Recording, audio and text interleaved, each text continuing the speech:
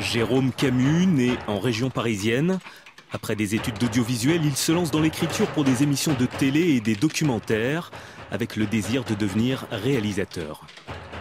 J'avais envie de raconter des histoires. J'étais persuadé que j'avais plein de choses à raconter, plein de choses à mettre en image. Et puis je me suis vite rendu compte que c'était pas mon truc, que travailler avec des gens, c'était vraiment pas pour moi, que compter sur des gens, c'était difficile et qu'il fallait convaincre énormément de monde et que ça, c'était une énergie que je n'avais pas. Jérôme se lance alors dans l'écriture de son premier roman, Malorne, récit fantastique teinté d'écologie, l'histoire d'un homme qui se réincarne en se souvenant de ses précédentes vies. Je suis mort le 25 août de l'an de grâce 1491.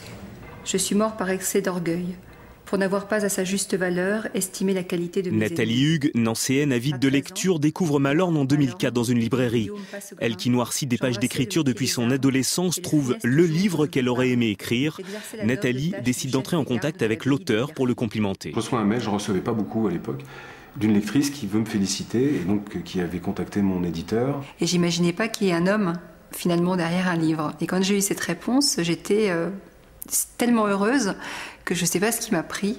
Et j'ai envoyé un poème à Jérôme. Et je lis le poème et là je me dis, au secours, soit c'est une adolescente et moi je suis adulte et pas question, soit c'est une adulte fantasque et moi je suis un adulte assez raisonnable, donc pas question non plus. Rapidement, il apparaît que l'auteur et sa lectrice partagent une passion commune pour l'écriture. D'échange en rencontre, Jérôme propose à Nathalie de lire le manuscrit du 3e tome de Malorne. L'entité Camus naît alors. Deux auteurs écrivant à 4 mains.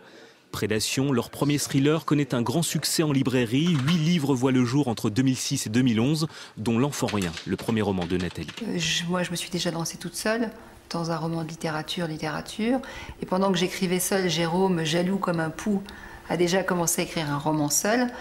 Voilà, donc on a des projets en solo, évidemment. Mais ça nous permet d'exploiter des idées qui nous parlent à nous et qui ne parlent pas forcément à l'autre, sans frustration.